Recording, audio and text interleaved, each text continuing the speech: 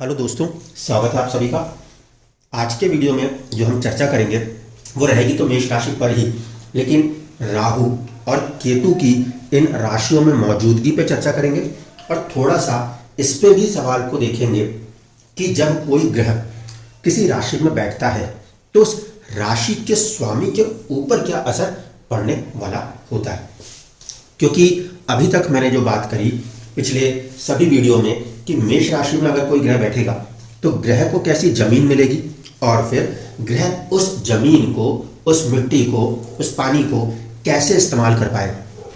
अब बात ये उठती है कि आपके पास एक बहुत अच्छी जमीन तो है, बहुत उपजाऊ जमीन है, लेकिन वहां का जो स्वामी है वो कुछ करना ही ना चाहता हो, तो ऐसी स्थिति में क्या आप एक बेहतर आउटपुट की कोई परिकल्पना कर पाएंगे। प्रैक्टिकली समझिएगा, ग्रह एक काम करने वाले नौकर की तरह जाकर एक जगह पे बैठा है। आपने उसको एक प्रकार से मिट्टी, पानी और खाद प्रोवाइड कर दिया। ऐसे स्थिति में वो व्यक्ति जो वहां पे काम करने गया है, अगर उसे एक अच्छी मिट्टी, एक अच्छा पानी, एक अच्छे बीज और एक अच्छी खाद मिली तो वो अपनी मेहनत करके वहां की चीजों को आगे की तरफ बढ़ाने की कोशिश करने लगेगा। लेकिन अगर उस जमीन का मालिक, जिसके पास वो मालिकाना हक है, वो खुद उस पर्टिकुलर चीज को लेकर पॉजिटिव ना हो तो क्या उससे हमें कोई बेनिफिट मिल सकता भी है, अन्यथा नहीं। अब इसकी भी आज चर्चा करेंगे। तो शुरुआत करते हैं पहले राहु और केतु की मेष राशि में मौजूदगी से और फिर बात करेंगे विभिन्न ग्रह जब इस राशि में बैठ रहे हैं तो मंगल के ऊपर उसका क्या प्रभाव देखने को मिलेगा। क्योंकि डिस्पोजिटर के ऊपर कहीं ना कहीं कोई ना कोई प्रभाव हर ग्रह करेगा जब वो किसी भी राशि में बैठेगा। सबसे पहले लेते हैं राहु को। सपोज करिए कि राहु मंगल की राशि में बैठा। पहली चीज क्या होगी कि राहु की जिस भी राशि में मौजूदगी होगी उसके कारण राहु उस भाव में, उस भावेश की तरह काम करने लगता है और अमूमन यही काम केतु भी करता है, लेकिन केतु का तरीका अलग है, राहु का तरीका बिल्कुल अलग है। ऐसी स्थिति में मान लीजिए अगर किसी भी कुंडली के अंदर आपको राहु की मौजूदगी मेष राशि में दिखाई देती है तो मेरा पहला स्टेटमेंट होता है इस कुंडली में दो मंगल काम कर रहे हैं। अगर कुंडली में दो मंगल काम कर रहे हैं तो पहले क्यों काम कर रहे हैं? इसलिए काम कर रहे हैं क्योंकि जन्म कुंडली में एक मंगल तो है ही है, दूसरा राहु भी अपने आप को मंगल के भेष में लेकर आया है जो कि कुंडली को एक तरफा और ऊर्जा देने लगेगा।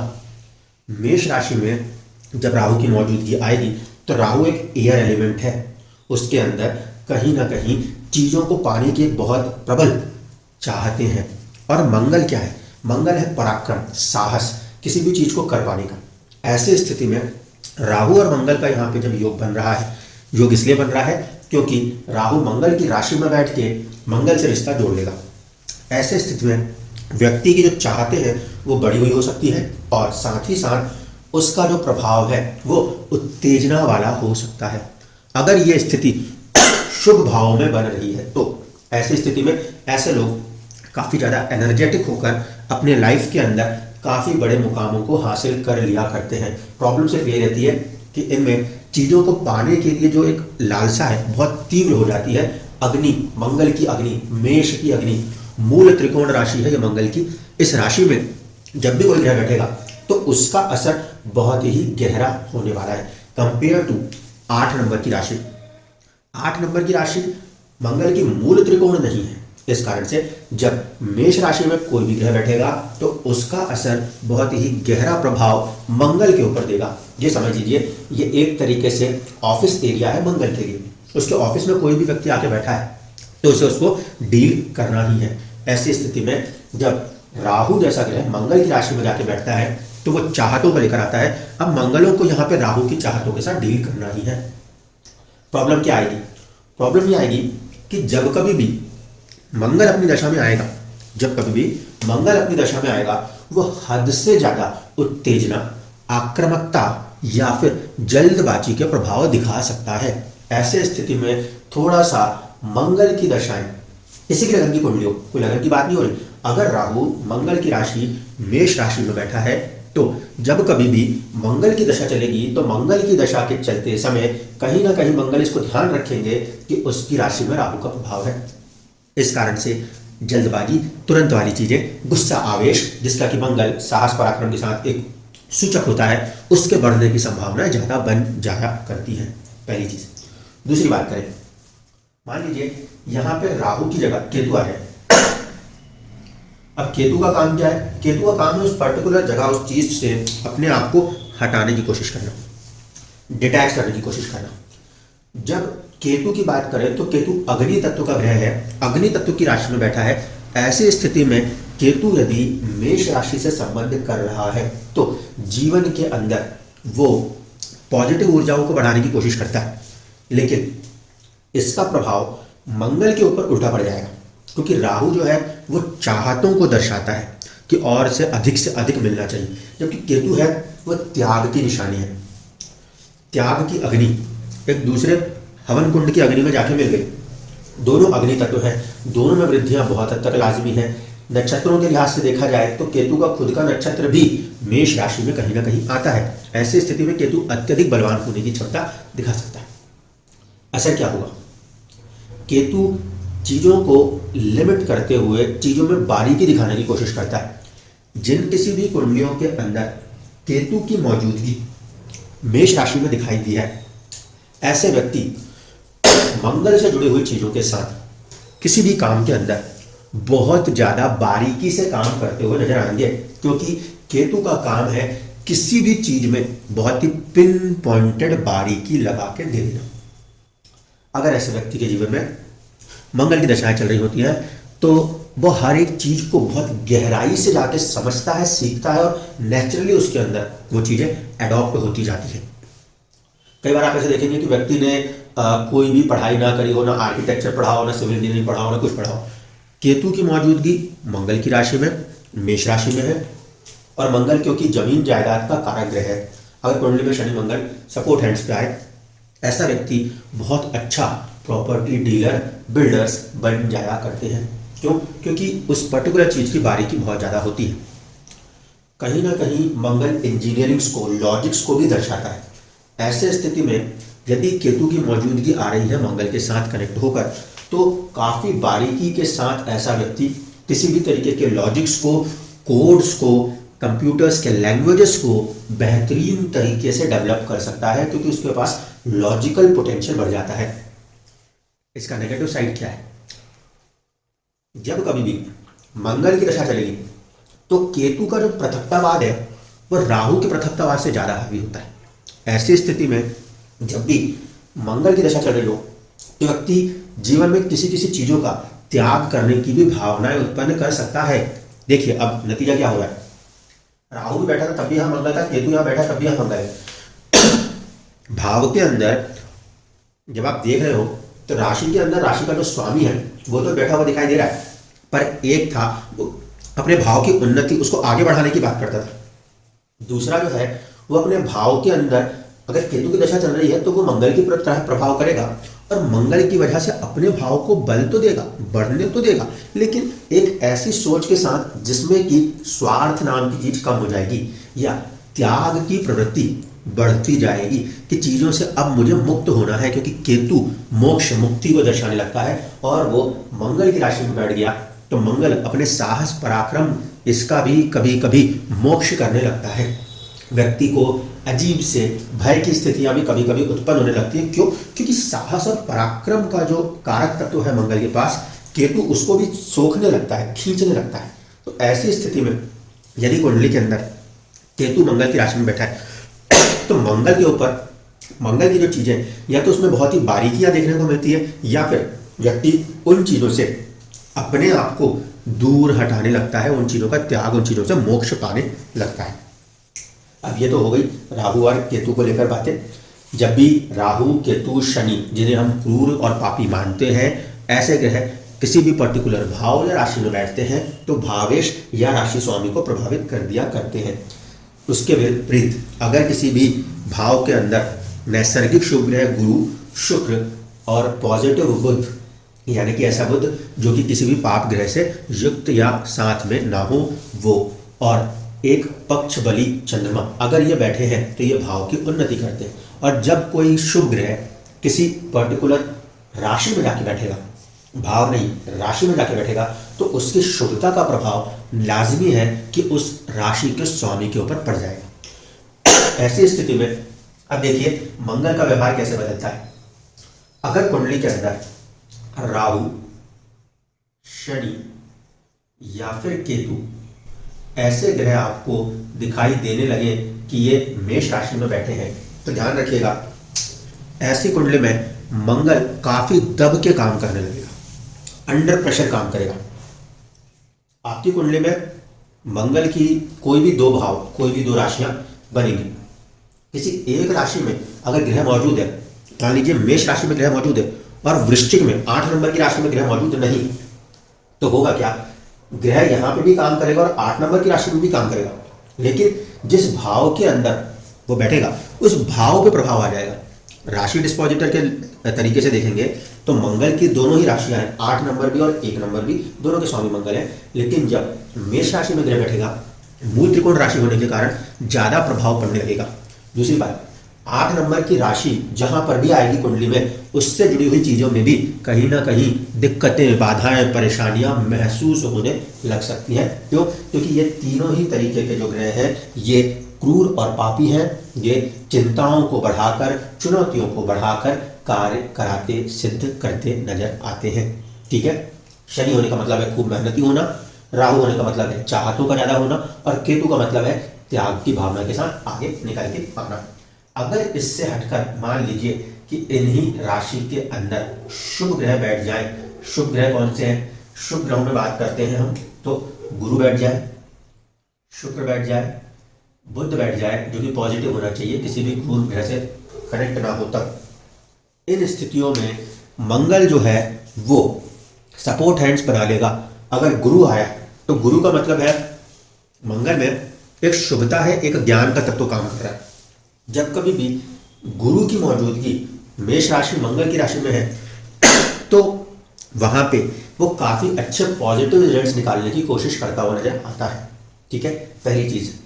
दूसरी बड़ी बात कि मंगल को यहां पर एक नेचुरल ऑप्टिमिस्टिक थॉट प्रोड्यूस हो जाता है। क्यों? क्योंकि गुरु जो है वो सबसे ज्यादा ऑप्टिमिस्टिक प्लैनेट्स में से एक माने जाते हैं। तो जब कभी भी गुरु का संबंध मेष राशि से होगा तो ऐसे व्यक्ति के अंदर ज्ञान भी होगा और एक पॉजिटिविटी भी होगी, और बहुत हद तक उसके साहस और पराक्रम के अंदर ये चीजें उभर के आने लगेंगी, क्योंकि मंगल साहस और पराक्रम का कारक तत्व दिखाता है। उसके विपरीत यदि ऐसे लोगों को देखेंगे तो ये बहुत ज्यादा मोटिवेशनल टाइप के लोग जीवन में देखने को मिल सकते हैं। जब कभी भी गुरु और मंगल का संबंध स्थापित हो रहा होता है तो ऐसे व्यक्ति जीवन में मोटिवेशन ज्यादातर देते हुए नजर आते हैं। गुरु जीव है और मंगल साहस है, तो जीव को साहस प्रदान करने की कोशिश बहुत हद तक ऐसे लोग अपने जीवन में करते हुए नजर आते हैं, अगर कॉम्बिनेशन हो तो। अगर कॉम्बिनेशन ना भी हो तो भी ये जो स्थितियां कॉम्बिनेशन में आपसे कहता हूं ये बनता है तब जब ग्रह किसी राशि में बैठे, ग्रह किसी पर्टिकुलर नक्षत्र में बैठे, या दो ग्रह आपस में युति कर ले, तब ये संबंध बन जाते हैं। तो यहाँ पे गुरु का मंगल की राशि में जाने का अर्थ है कि मंगल के ऊपर गुरु का प्रभाव है। ऐसे लोग एक अच्छे काउंसलर, एक एग्रेसिव वे में चीज़ों को डील करने वाले इंस्ट्रक्टर्स हो सकते हैं। पॉजिटिव है ऐसी चीज़ों में जहाँ पर कि हम कहते हैं एक एग्रेसिव पर्सनैलिटी के तरीके से व्यक्ति लीड करते हुए चीज़ों को आगे बढ़ाता है। ऐसे लोग अच्छे मैनेजर्स नेचुरली बन जाते हैं। अगर वहाँ पे मान लीजिए गुरु की जगह शुक्र प्रभाव करने लगे तो वैभव का प्रभाव कार्य कर रहा है। ऐसा व्यक्ति कहीं ना कहीं शुक्र के प्रभाव में, यानी कि यहाँ पे मंगल जो है वो शुक्र के प्रभाव में है, ऐसी स्थिति में ये लोग थोड़ा सा ज़्यादा एग्रेसिव होकर आगे बढ़कर लोगों के साथ पार्टनरशिप्स, बिजनेसेस और लग्जरीज के अंदर जुड़ने की कोशिश करने लगते हैं। शुक्र भी एक प्रकार से शुभ ग्रह है। ऐसी स्थिति में कहीं ना कहीं मटीरियलिस्टिक ग्रोथ के लिए ऐसा शुक्र इन लोगों को काफ़ी हद तक प्रभावित करता हुआ नजर आता है। और न सिर्फ कि प्रभावित करता हुआ नजर आता है, बल्कि ऐसे लोग अगर कुंडली में 10th लॉर्ड 11th लॉर्ड अच्छी स्थितियों में है तो बहुत हद तक वेल्थ मेकिंग अच्छे से कर लेते हैं, क्योंकि अपने साहस पराक्रम के दम पर वो अपने वैभव को बहुत बढ़िया तरीके से क्रिएट कर लेते हैं। अब बात करें बुध की। बुध हमारी बुद्धि को दर्शाता है और उसका मंगल की राशि में बैठना मंगल पे एक दबाव दे देता है। क्यों? क्योंकि जब बुध मंगल की राशि में बैठेगा तो मंगल खुद एक एग्रेसिव प्लैनेट है और बुद्धि भी एग्रेसिव हो गई। इस कंडीशन में व्यक्ति का जो सोचने का ढंग है वो काफ़ी ज़्यादा बोल्ड हो सकता है। अब बहुत ज़्यादा एग्रेसिव बुद्धि के साथ अगर आप काम करते हो तो जल्दबाजी बना बहुत ज़्यादा बढ़ सकता है। अच्छा किस बात पे? अच्छा इस बात पे कि ऐसा व्यक्ति एक बार पढ़ेगा, बहुत लॉजिकली पढ़ेगा और पूरी ज़िंदगी याद रखेगा। कई सारे लोग ऐसे हैं जो एक टाइम किसी एक किताब को रीड कर लेंगे तो उनके दिमाग में पूरी किताब छप जाएगी क्योंकि उनके पास लॉजिक है। उस लिहाज से ये कॉम्बिनेशन अच्छा है। मंगल के ऊपर साहस पराक्रम के ऊपर बुद्धि काम कर रही है, यानी कि व्यक्ति सोच समझ के काम कर रहा है। लेकिन इसका दूसरा प्रभाव क्या है?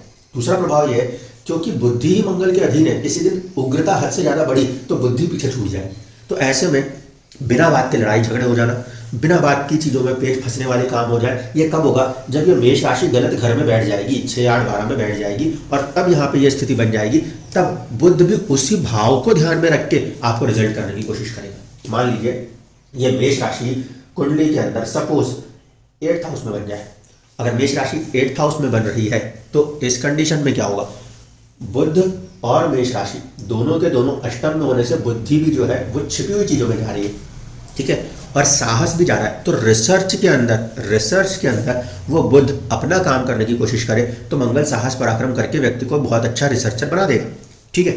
लेकिन यही अगर उल्टा काम कर गया तो ऐसा व्यक्ति सारे 2 नंबर के काम कर जाएगा क्योंकि उसका दिमाग छिपी हुई चीज़ों के अंदर लगा पड़ा है। तंत्र मंत्र में जो गलत विद्याओं का प्रयोग करना, किसी को हानि पहुंचाने लगना, अपने स्वार्थ को साधने लगना, ये क्यों हो रहा है? क्यों? क्योंकि व्यक्ति के अंदर अगर एक आत्मघात प्रवृत्ति आ गई, यह अष्टम है। अष्टम होने का मतलब है कि यहाँ पे किसी भी तरीके का बदलाव आ सकता है। व्यक्ति आज अगर अच्छा सोच रहा है तो कल अच्छे को बुरा भी कर सकता है। ऐसी स्थिति में अगर बुद्धि ही नाश कर गई तो फिर व्यक्ति सर्वनाश कर बैठेगा। इसलिए इस बात को ध्यान रखिएगा, बुध जब मंगल की मेष राशि में आ रहा है, अग्नि में एक वायु तत्व ग्रह जुड़ने जा रहा है, तो उस परिस्थिति को एक अलग तरीके से देखते हैं। लेकिन जब अग्नि में एक भूमि तत्व का ग्रह जा रहा है तो उसको देखने का नजरिया बिल्कुल बदल जाएगा।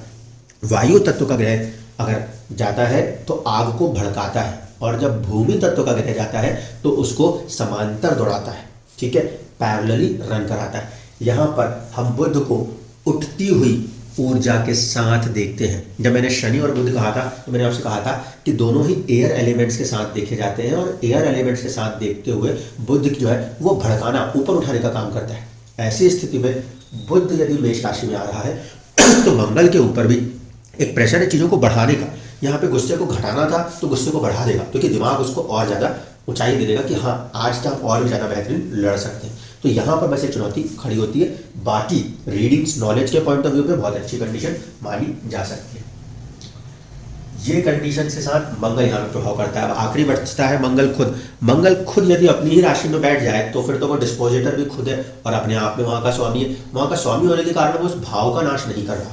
ऐसी स्थिति में वो पॉजिटिव चला जाता है। नेगेटिव असर कहाँ कहाँ देखने को मिल रहे हैं? नेगेटिव असर कहाँ देखने को मिल रहे हैं? जहाँ पे शनि की मौजूदगी हुई थी या फिर यहाँ पे हुई थी मौजूदगी बुध की, क्योंकि ये जो है ये मंगल से उतना फ्रेंडली नहीं हो पा रहे और ये मंगल से फ्रेंडली नहीं होने के कारण इस राशि और इस भाव को प्रभावित और पीड़ित करने की कोशिश करते हैं। जब ये ग्रह इस भाव इस राशि को, जहाँ पे भी जिस भी भाव में राशि आए उस भाव को भी पीड़ित करने की कोशिश करते हैं और कहीं ना कहीं उस राशि को पीड़ित प्रभावित करने की कोशिश करते हैं। तो प्रैक्टिकली सोच के देखिए, आपने एक घर किराए पे दे रखा है जो कि काइंड ऑफ आपका ऑफिस है।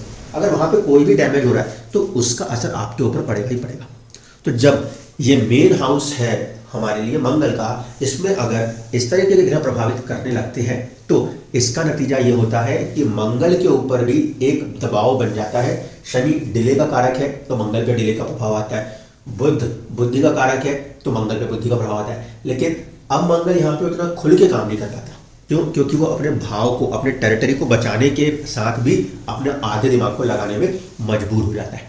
तो जब हम रिजल्ट्स की ओरिएंटेशन देखते हैं, मंगल उतना खुल के काम नहीं कर पाता जितना खुल के उसे कार्य करना चाहिए था। क्यों? क्योंकि उसकी राशि में कोई दूसरे ग्रह जाके बैठे हुए हैं। जैसे कि मान लीजिए एक हाईजैकिंग हो गई, इजराइल वाला केस ले लीजिए। इजराइल खुल के मार सकता है, पूरी तबाहियां मचा सकता है, लेकिन जब आपने उसके बंधक बना के रखे हैं तो वो थोड़ा सा हाथ बांध करके अटैक कर रहा है। वही चीज़ यहाँ पे बनती है। मंगल एक एग्रेसिव प्लैनेट है, लेकिन अगर उसकी कोर राशि के अंदर कोई दूसरा ग्रह बैठ गया तो उसका आधा दिमाग उस पर भी लगा हुआ है कि मुझे उसको भी टेरिटरी की तरह सर्वाइव करना है और फिर अपने रिजल्ट्स को ओरिएंट करना है। इस कारण से मंगल जिस भी भाव का स्वामी होगा और जिस भाव में ये परिस्थिति बन रही होगी वहां पे चुनौतियों के साथ जीवन में व्यक्ति आगे बढ़ता हुआ नजर आएगा।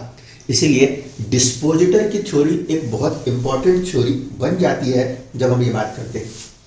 नवांश में भी यही नियम हो जाता है। मान लीजिए ग्रह बैठा है मेष राशि में, ठीक है, और ग्रह बैठा है मेष राशि में, नवांश आ गया गुरु का, तो ऐसे स्थिति में गुरु और मंगल इन दोनों की सहमति से ही उस पर्टिकुलर ग्रह के रिजल्ट डिसाइड होंगे जो कि मंगल की राशि में और गुरु के नवांश में जाके बैठा हुआ है। यानी कि अगर कोई सा भी ग्रह मेष राशि में आखिरी की डिग्रियों में बैठा है, 26 डिग्री 40 मिनट से लेकर 30 डिग्री तक का बैठा है, तो वो गुरु के नवांश में, तो मंगल और गुरु का साझा प्रभाव मिलजुल कर ही उस ग्रह के रिजल्ट्स को कहीं ना कहीं ऑप्टिमाइज करेगा, कहीं ना कहीं उसको मटीरियलाइज कर पाएगा। अगर नवांश मान लीजिए गुरु का ना है, सूर्य का नवांश आ गया, उस कंडीशन में मंगल और सूर्य उस ग्रह के प्रति अपने रवैये को ध्यान रखते हुए और तात्कालिक कुंडली में तात्कालिक मित्रता को ध्यान में रखते हुए ही रिजल्ट्स ओरिएंटेशन करके देते हैं। क्योंकि इस वीडियो के बाद आप में से बहुत सारे लोगों के दिमाग में ये सवाल होगा कि सर मेरा भी तो शनि मेष राशि में है पर मेरा रिजल्ट अलग है, दूसरे का रिजल्ट अलग है, तो क्यों? तो कंडीशन क्या होती है, कोई भी ग्रह अगर उस राशि में बैठा है तो उसका संबंध एक तो उसके नक्षत्र स्वामी से देख लीजिए, एक उसके राशि स्वामी से देखिए और एक उसके नवांश के स्वामी से देखिए। अगर उसके नवांश स्वामी के साथ उसका रिश्ता अच्छा है तो हम श्योर शॉट है कि देर सवेरे ही सही किस्मत से वो चीज आपके पास लिखी हुई है। अगर नवांश के स्वामी से उसका रिश्ता अच्छा नहीं है तो जमीनी तत्वों में बहुत ज्यादा चुनौतियां मिलेंगी। अगर नक्षत्र स्वामी से उसका रिश्ता ठीक ठीक है तो चीजें आसानी से रास्ता बना लेंगी। अगर नक्षत्र स्वामी से रिश्ता ठीक ना हुआ तो चीजों को रास्ता बनाने में अड़चनों का सामना करना पड़ेगा। राशि स्वामी तो परिस्थिति दिखा रहा है कि मैं किस परिस्थिति में बैठ के काम करूंगा, वो तो आजीवन ही देखनी पड़ेगी, उससे हम बाहर नहीं निकल पाते क्योंकि उस एनवायरमेंट में जाके प्लेनेट बैठा है। लेकिन अगर उससे नक्षत्र सही मिल रहा है तो ऐसा समझ लीजिए आपको एक ऐसा कंप्यूटर सिस्टम दिया गया है जो प्रॉपरली वर्क कर रहा है जिससे कि आप आसानी से काम कर पाओगे। अगर नक्षत्र गड़बड़ हो गया तो आपको पुराना सा कंप्यूटर दिया, ना आप उसमें पेन ड्राइव लगा सकते हो ना कोई नई चीज लगा सकते हो। अब अगर नवांश अच्छा है यानी कि कंप्यूटर तो भले खराब है या अच्छा है, लेकिन अगर नवांश अच्छा है तो बॉस का हाथ आपके साथ है कि ठीक है आज ये काम खराब भी होगा तो उसने आपको चार बात नहीं सुने। अगर नवांश में वो स्थिति यानी नवांश के स्वामी के साथ स्थिति खराब है तो आपके पास बहुत अच्छा कंप्यूटर था बट इतने आखिरी मोमेंट पे काम आया कि आपने 1000 गलतियां कर दी, सारी सर्विसेज सारी फैसिलिटीज होने के बाद भी अगर नवांश का स्वामी सपोर्ट में नहीं आया तो बॉस ने सबके सामने आपको बेमतलब जलील कर दिया। तो ये कंडीशन है जो कि पूरे के पूरे रिजल्ट्स को डिसाइड करेगी कि ग्रह सिर्फ राशि में नहीं बैठा, राशि में बैठ के एक नक्षत्र में बैठा है, नक्षत्र से बैठ के वो एक नवांश में बैठा है। नवांश आखिरकार बॉस है, नक्षत्र आखिरकार रिसोर्स है और राशि आखिरकार एनवायरमेंट है। तो प्लैनेट किस एनवायरमेंट में किस रिसोर्स के साथ और किस तरह के बॉस के लिए काम करते हुए बैठा है ये समझने की कोशिश हम अभी तक मेष राशि में कर रहे थे। आने वाले कुछ दिनों के अंदर फिर हम एक दो कुंडलियों को भी देखेंगे और फिर चर्चा करेंगे कि वृषभ राशि के अंदर जब ग्रह बैठेंगे तो कितना अच्छा कितना बुरा, क्या प्रभाव उसका शुक्र के ऊपर पड़ने वाला है और कितना पड़ने वाला है, किस तरीके से पड़ने वाला है। उम्मीद करता हूं कि अब आपको चीजें धीरे धीरे समझ में आ रही होंगी और जैसे ही 2-3 वीडियोस अलग अलग राशियों के साथ हो जाएंगी तो आपको पूरी पिक्चर क्लियर हो जाएगी कि प्लैनेट्स काम कैसे कर रहे हैं, उनका रिजल्ट ओरिएंटेशन हम कुंडली में कैसे देखते हैं। धन्यवाद।